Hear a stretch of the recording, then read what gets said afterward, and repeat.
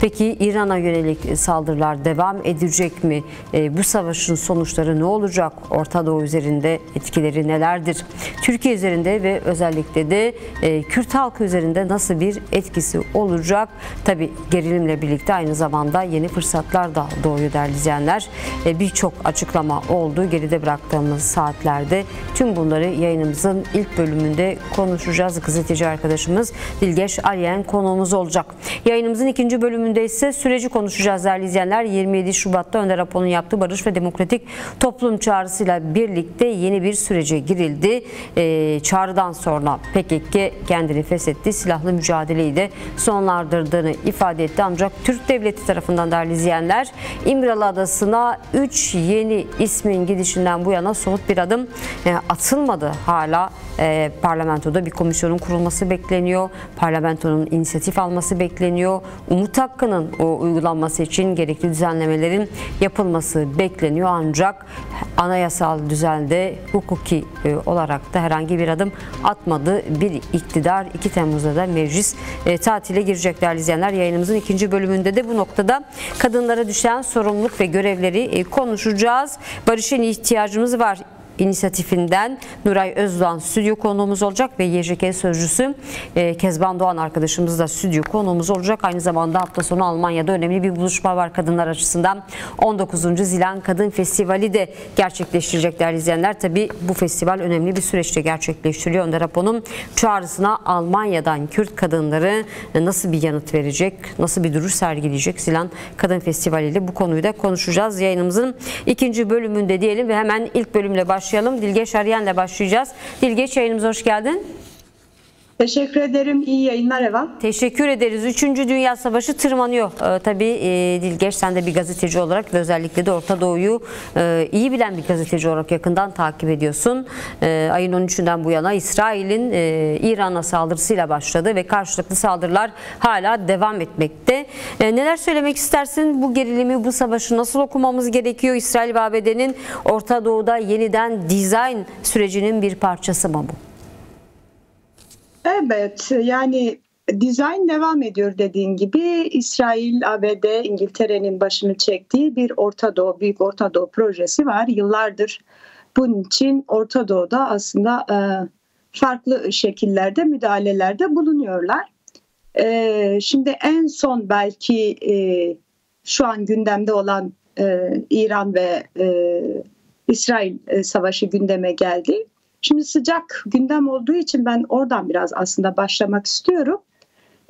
İran ve İsrail'in aslında karşı karşıya gelmesi Orta Doğu açısından çok önemli ve hassas bir noktaya aslında denk geliyor.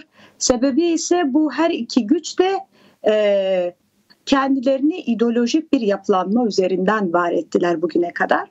İsrail kendisini hani bir kavim ideolojisi üzerinden Orta Doğu'da vaat edilmiş topraklar üzerinden bir yerlerde var etmeye çalıştı. Bunun üzerinden Orta Doğu ülkeleri, başta Arap ülkeleri buna karşı çıktı. Filistin'in işte son aslında Gazze Savaşı, 7 Ekim'le başlayan Gazze Savaşı ile birlikte farklı bir boyuta vardı. Filistin aslında neredeyse yok olmayla yüz yüze kaldı.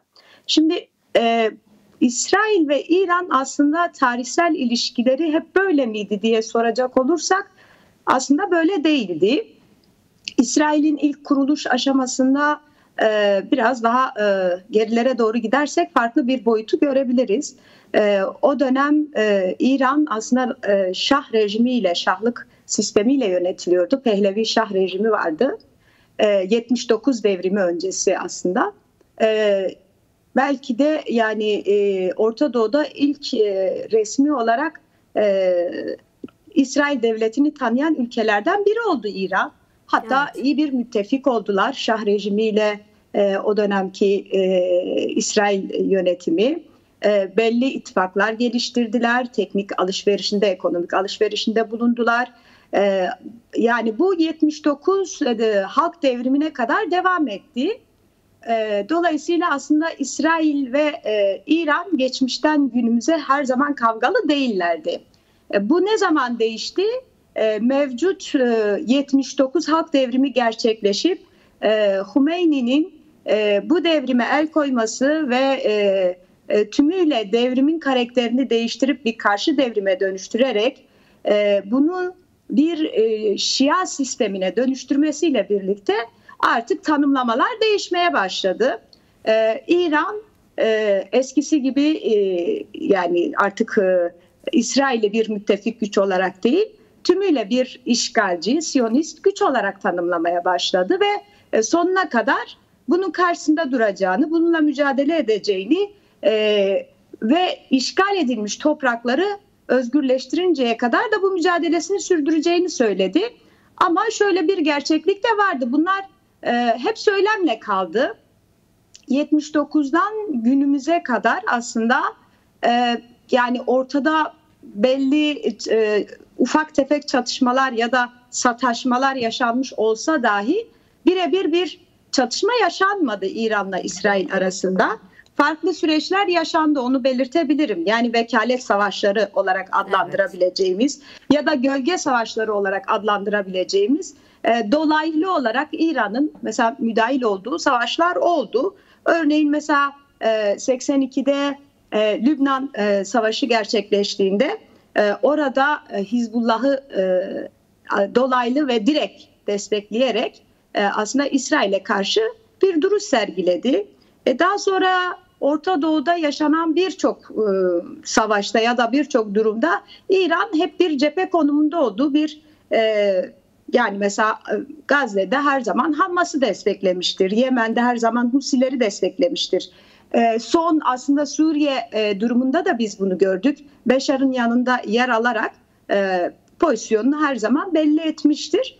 Yani İran bu konuda ideolojik olarak kendisini her zaman bir Şia rejimini geliştirmek üzerinden, Şia hilalini geliştirmek üzerinden örgütlediği için alanda aslında Hizbullah'ı da güçlendirerek, destekleyerek Hamas'ı da ve bazı paravan örgütler kurarak da İsrail'e karşı bir cephe oluşturma yönünde aslında çok ciddi bir ilerleme kaydetmişti.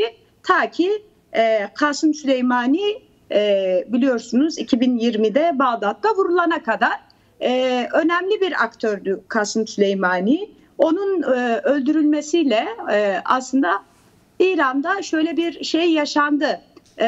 Bu güçlere öncülük edecek ya da aslında bu dışarıda yönettikleri operasyonel güçleri ya da desteklenen güçlerin kendi varlığını sürdürebilmesi, örgütlüğünü sürdürebilmesi biraz sıkıntıya girdi. Ardından tabii İsrail'in İran'ı hem diplomatik açıdan hem de askeri açıdan sıkıştırdığı bir dönem başladı, öyle diyebiliriz. Yani fizikçi Fahri Mihrazerdi vardı 2020 yılında. O da aslında ilk bu İran'da geliştirilen yani şöyle diyelim nükleer programın öncüsü konumundaydı. O da vurulduktan sonra İran aslında biraz bu işin ciddiyetini anlamış oldu. İsrail'in kendisine dönük yani ciddi anlamda konumlandığını, birebir hedef aldığını ve kendisine yöneldiğinin farkına vardı. Biraz asıl sorun savaşın asıl nedeni olarak İran'ın nükleer silahı elde etme noktasına geldiğini gerekçe gösteriyor İsrail bu saldırılarına. Peki gerçekten gerekçe neden bu mu? Yani İran'ın nükleer silah elde etme noktasına gelmesi mi, yoksa farklı bir amacı mı var İsrail'in? Ve savaşını da sormak istiyorum aynı sorumun içinde. Geride bıraktığımız aylarda yine her iki ülke arasında bir gerilim yaşandı. Karşılıklı bombardımanlar yapıldı ve birkaç gün sürdü. Daha sonra duruldu. Peki bu son yaşadığımız çatışma, gerilim diğerlerinden farklı mı? Ne düşünüyorsun? Sürecek mi bu karşılıklı saldırılar? Evet, sürecek ve diğerlerinden farklı. Tam da oraya gelmeye çalışıyordum. Çünkü geçmişten tarihsel olarak baktığımızda olayları biraz daha belki daha iyi çözümleyebiliriz anlayışıyla geçmişe bir vurgu yapmak istedim. Şimdi evet, ilk defa aslında 2024'te Şam'da büyükelçilik vuruldu. İran'ın büyükelçiliği vuruldu. O zaman İran böyle bir resmi olarak füze atışına başladı.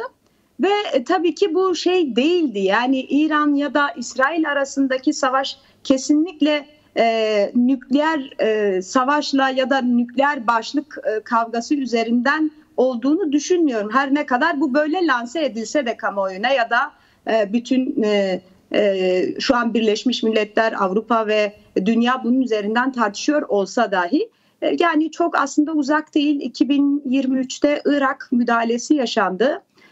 Saddam rejimi bunun üzerinden aslında devrildi. Bir bütün Amerika'nın projesi bunun üzerine kurulmuştu hatırlarsak. Irak'ın da nükleer silah barındırdığını, hatta kimyasal silahlara sahip olduğunu ve benzeri iddialarda bulunarak Irak'a müdahalede bulundu. Sonuçta ortaya çıkan hiçbir raporda, hiçbir incelemede buna rastlanmadı. Saddam rejimi düştükten sonra da bulunamadı.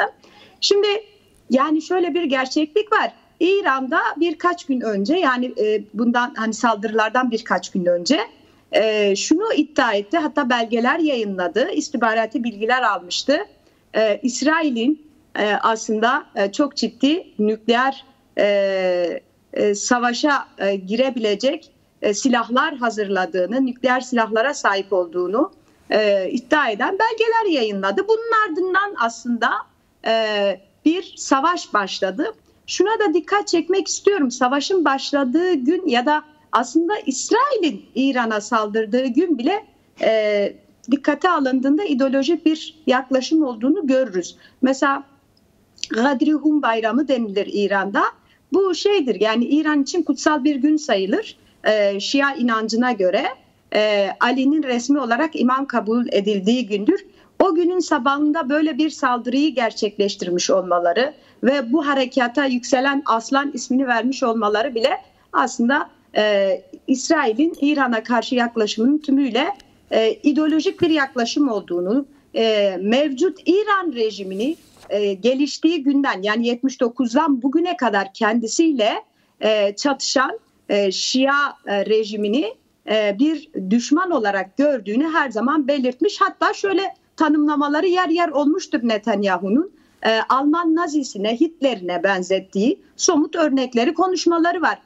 Bu konuda İran rejiminin de, yani yönetiminin de bu yaptığı açıklamalarda Siyonizmle bir bütün olarak suçlayan ve Siyonist ülke ya da işgalci ülke olarak tanımladıkları için daha çok ben bunu bir ideolojik kavga olarak görüyorum. İki hegemon gücün aslında Orta Doğu'da hakim olmaya çalışan iki gücün ciddi anlamda artık birebir vekalet savaşlarından bağımsız bir savaşı olarak görüyorum ve bunun sonuçları elbette ki de ağır olacak. Yani şunu aslında söylemekte yarar var.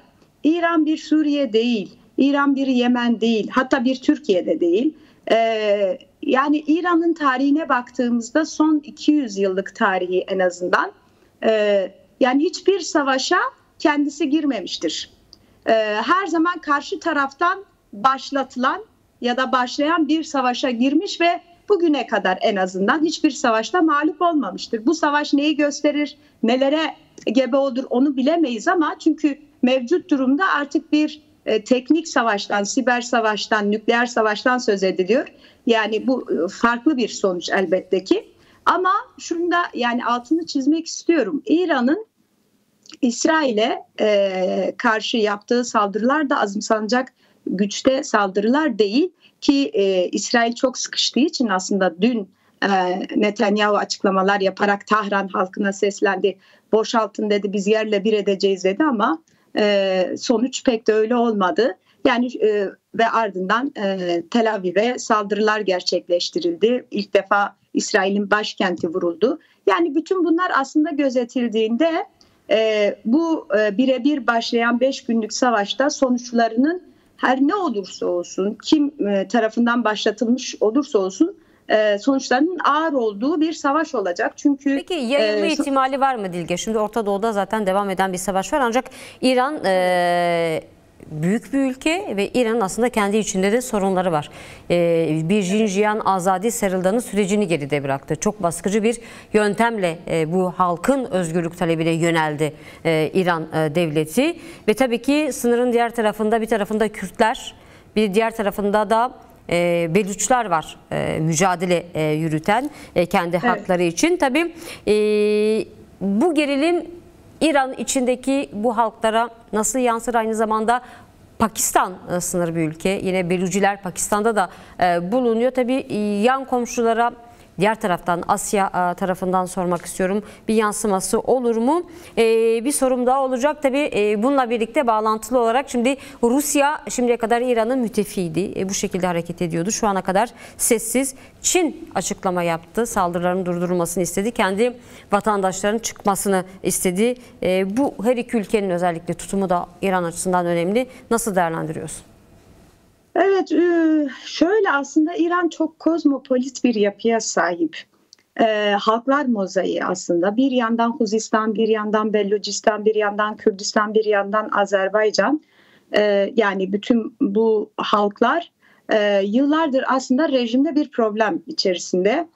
Zaman zaman işte Azeriler de olmak üzere Araplar da, Huzistan eyaletinde yaşayan Araplar ve Beluç halkı tepkilerini şu veya bu biçimde dile getirmiş rejime karşı. Çünkü rejim olabildiğince baskıcı, totaliter ve gerçekten tek erkek aklıyla yönetilen, yani şöyle söyleyeyim, yani yaşlı erkek aklıyla yönetilen bir devlet rejiminden bahsediyoruz. İran için bu tanımlama çok yerinde olur. Çünkü yani vilayet-i fakih sistemi olarak adlandırılan erkle yönetiliyor ve dolayısıyla kadınlar açısından, gençler açısından, halklar açısından, hatta inançlar açısından pek de faydasının olmadığı bir sistem. Tam tersine baskıların çok yoğun olduğu bir sistem. Şöyle de söyleyeyim, aslında şu anda yani çok bilinmiyor ama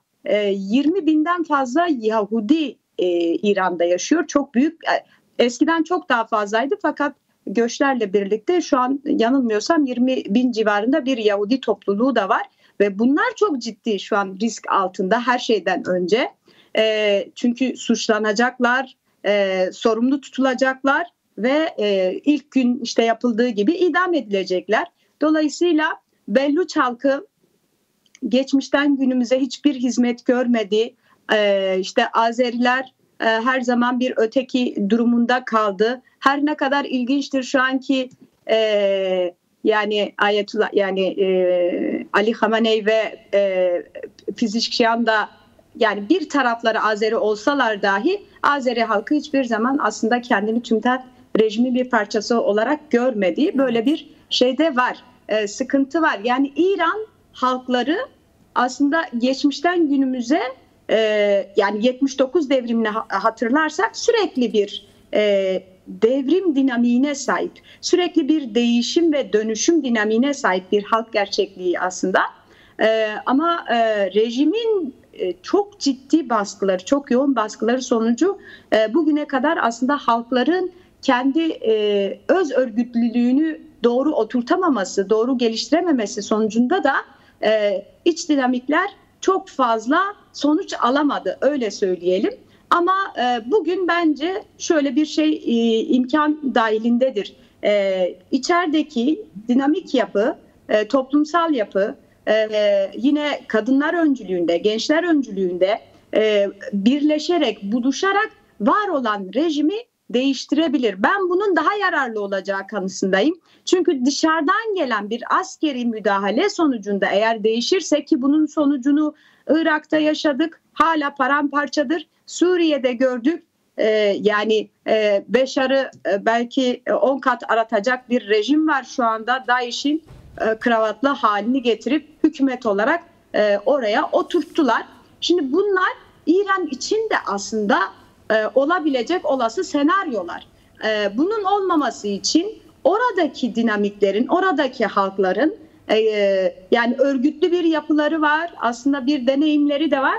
Bunları harekete geçirerek, birleşerek, buluşarak, kendi savunmalarını yaparak aslında rejimi değiştirme imkanları bence vardır ve bunun olması daha sağlıklıdır her zaman için. Çünkü kendi içinden değiştirdiğin, dönüştürdüğün bir yapı sana aittir ve senin zihniyetinle kurulacak olan bir yönetim her zaman için dışarıdan gelen bir müdahaleden daha fazla yararlıdır. Şimdi bu saldırılar neye yol açar? O biraz elbette şu andan kestirebileceğimiz bir şey değil. Çünkü savaşın son anına kadar her zaman hani değişme ya da farklılaşmaya uğrama gibi bir potansiyeli vardır. Şimdi komşuları açısından aslında şöyle, Arap komşuları açısından pek şanslı değil İran. Yani biliyorsunuz Kuveyt ve Suudi Arabistan hemen tavır koydular ve hatta evet, İran'ın saldırılarını boşa çıkarmak için de müdahalelerde bulundular ki Şia hilaline karşı oldukları için. İlginçtir, Ürdün'ün aslında büyük bir çoğunluğu nüfusu Filistin kökenlidir. Filistinlerden oluşur ama buna rağmen İran'ın yanında değil, İsrail'in hani destekçisi pozisyonda oldular. Şimdi Çin ve Rusya önemli bir faktör. Stratejik ilişkilere sahipler. Şimdi İran'ın da stratejik bir konumu var aslında. İranlılar Fars Körfezi der, Basra ya da Haliç Körfezi olarak bilinen bir körfeze sahip. Bu eğer kapatılırsa, çünkü Rusya biliyorsunuz bir ambargo içerisinde aslında izole edilmiş. Önemli oranda İran'ın hani petrol kaynaklarından da besleniyor. Eğer İran burayı kapatırsa sadece Rusya değil birçok ülke etkilenir ama başta Rusya etkilenir bundan. Ve tabii ki bu Rusya'nın işine gelmez. Ve bunun olmaması için de bence Rusya farklı senaryolar içerisinde olur diye düşünüyorum. Çin de aynı şekilde, çünkü belli bir ticari ilişkileri var ve sonuç itibariyle bu savaşın büyümesi demek Katar'da dahil, Suudi Arabistan'da dahil herkes bundan etkilenecek. Çünkü olduğu yerde durmayacak bu savaş. Kesinlikle etrafına sıçrayacak. İlerleyen günlerde eğer böyle devam ederse, savaş kızışarak büyürse sıçraması imkan dahilinde ve zannedersem bu bütün Orta Doğu'yu etkisi altına alır ve bütün ülkeler bundan etkilenir. Hem siyasi olarak hem ekonomik olarak belki de yanı başındaki Türkiye bundan en fazla etkilenecek olan ülkelerden biri olur. Evet, nitekim Trump'ın bugün yaptığı açıklamalar ABD'nin de önümüzdeki günlerde müdahil olabileceği bir algısını da yarattı. Tam da gelmek istediğim noktaya geldin aslında Dilgeş. Saldırılardan hemen sonra Devlet Bahçeli, MHP Genel Başkanı Devlet Bahçeli'nin bir açıklaması oldu. Mesajın Türkiye'ye olduğunu söyledi. Ve ondan önce de Önder Apo'nun değerlendirmelerinden birinde şöyle bir değerlendirme yaptığını da belki hatırlamakta fayda var. Hegemon güçlerinde Orta Doğu açısından bir plan olduğunu vurgulamıştı, bir çözüm olduğunu söylemişti Önder Apo. Şimdi Türkiye bu savaştan nasıl etkilenir ve özellikle de Kürt halkı ve demokratik çözüm süreci üzerine nasıl bir yansıması olur veya bu saldırıların Türkiye'ye yayılma ihtimali ne kadar, Türkiye'nin etkilenmesinin ihtimali ne kadar ve bunu bertaraf etmek için ne yapmak gerekiyor? Yani eğer gerçekten bu savaş büyür ve gelişirse Türkiye'nin durduğu yerde durması pek mümkün değil. Muhakkak ki etkilenecek, her açıdan etkilenecek ki Önder Apo buna çok fazla dikkat çekmişti ve her defasında bunun altını çizerek belirtiyordu. Orta Doğu dizaynında gelişebilecek her türlü müdahale başta Türkiye'yi etkiler. Türkiye hem bir NATO gücü olması itibariyle etkilenir bundan, hem de bölgede aslında önemli bir stratejik yere sahip olması itibariyle etkilenir. Bir de Kürt gerçekliği açısından etkilenir. Yani şimdi Önder Apo aslında başlattığı bu demokratik barış sürecinde şunun altını çiziyordu. Yani Türkiye Suriye benzeri bir durum ya da Irak benzeri bir durumla karşılaşmasın diye, bölünüp parçalanıp yok olmasın diye, aslında halklar bundan zarar görmesin diye savaşın değil barışın hemen şimdi gelişmesi gerekiyor deyip demokratik barış sürecini böyle başlattı, inisiyatifiyle başlattı ve bu konuda Bahçeli de zannedersem ki bunun farkında olarak, bir devlet insanı olarak bunun farkında olup bunu destekliyor ve ısrarla da bunu savunuyor. Şimdi önemli, gerçekten devletinin bekasını düşünen ve geleceğinin doğru yolda, aslında savaşsız, barış yolunda, demokratik yolda ilerlemesini isteyen devlet insanlarının takip etmesi gereken yol bu. Şu anda eğer İsrail Orta Doğu'da bir müdahale yapıyorsa bunu Türkiye'siz düşünmek bana çok gerçekçi gelmiyor. Elbette ki Türkiye bundan etkilenecek. Türkiye sonuç itibariyle ne kadar yalanlasa da, ne kadar İsrail karşıtı olduğunu söylese de, geçen yılın açıklanan raporlarında bile gördük, çok ciddi ekonomik ilişkilere sahip, çok ciddi yatırımlara sahip. Ve bununla birlikte aslında şöyle bir şeye de gelecek, yani Türkiye bir ikilem içerisinde kalacak. Ya gerçekten büyük bir savaşın içine çekilecek, yani Birinci Dünya Savaşı, İkinci Dünya Savaşı, yani savaşlar başladı ve bütün ülkeler bunun içerisinde şu veya bu biçimde yer aldı. Üçüncü Dünya Savaşı'nı önderlik uzun süredir bunun altını çiziyor ama kimse bunu böyle tanımlamadı ta ki Rusya-Ukrayna savaşı patlak verene kadar ve şimdi görüyoruz ki gerçekten yani değişen dünya dengeleri ve Orta Doğu'da yaşanan sıcak gelişmelere ve savaşla birlikte Reberapo'nun yaptığı tespitler ne kadar haklı, ne kadar doğru. Bunu aslında şöyle düşünelim, yani eğer gerçekten İran'ın bir baş aşağı gidişi olursa bu sıçrama %100 Türkiye'ye olacak yani. Türkiye'de de bir baş aşağı gidiş gelişir. Eğer ki sistemde bir değişiklik olmazsa. Çünkü tek adamlı rejimler, yani böyle despot rejimler yıkılmakla yüz yüze, Orta Doğu'ya bir bakalım, yani ulus devletler birebir yıkılıyor. Yani aslında cetvelle çizilmiş olan 1920'lerde ortaya konan ulus devlet projeleri bugün tek tek değiştiriliyor bir şekilde. Çünkü bunun aslında çok sonuç vermediğini ya da aslında alacaklarını aldıktan sonra yeni paravan devletler ya da anlayışlar üretmek üzerinden yeni dizaynlar geliştirmeye çalışıyorlar. Elbette ki Türkiye'de bu çerçevede yeniden dizayn edilecek. Bunun dışında olduğunu düşünmek yanlış olur. Türkiye bu işin başında aslında ve dolayısıyla akıllı davranması gerekiyor. Biraz daha çevresinde olup bitenleri gözlemleyerek, görerek savaşın mı, barışın mı daha fazla getirisinin olabileceğini iyi tartması gerekiyor. Savaş kapıda, kesinlikle savaş kapıda ve bu savaşın daha fazla sıçramaması için, daha fazla yayılmaması için bence geliştirilen demokratik barış projesine dört elle sarılması gerekiyor diye düşünüyorum.